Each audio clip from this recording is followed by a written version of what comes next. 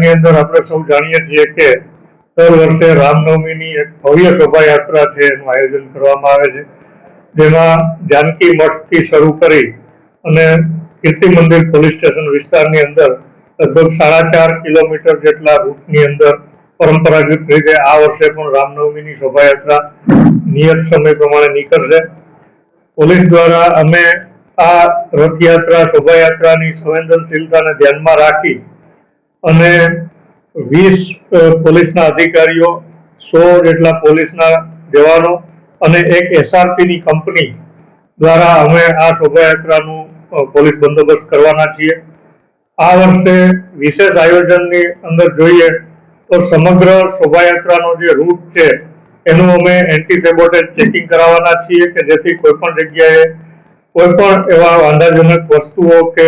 હોય તો એ પોલીસના ધ્યાનની અંદર આવી જાય. એ ઉપરાંત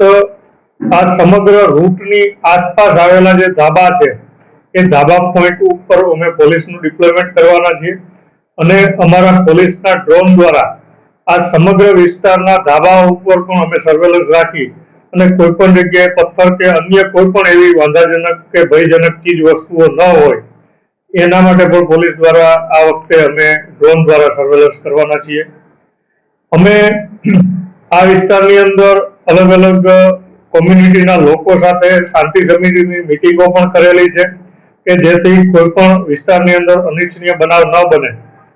અને કોઈ પણ કોમ્યુનિટી તરફથી આ શોભાયાત્રાની અંદર કોઈ પણ જાતનું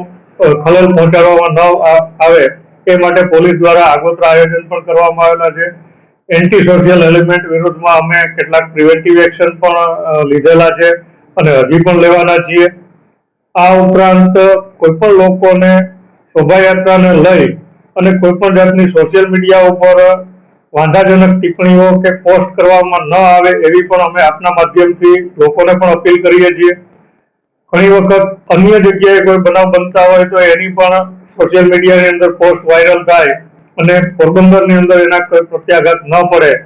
એ માટે પણ અમે મીડિયાના માધ્યમથી અને શાંતિ સમિતિના માધ્યમથી અમે લોકોને અપીલ કરીએ છીએ. આજે અમે વિસ્તારની અંદર એરિયા ડોમિનેશન માટે પણ એક આયોજન કરેલું હતું, જેમાં અમારી લોકલ પોલીસ, એસઆરપી અને સીએપીએફ નો ઉપયોગ કરી અને વિસ્તારની અંદર એક ફ્લેગ માર્ચનું પણ આયોજન કરેલું, જેથી લોકોને એક વિશ્વાસ અપાવી શકીએ કે પોલીસ આગામી રામનવમીની રથયાત્રાને લઈ અને પૂરતો બંદોબસ્ત રાખેલ છે, જેથી લોકો ભયમુક્ત થઈ અને સારા વાતાવરણની અંદર આ રામનવમીનો તહેવાર ઉજવે એ માટે લોકોને એક વિશ્વાસ બેસે એ માટે આ ફ્લેગ માર્ચનું આયોજન કરેલું.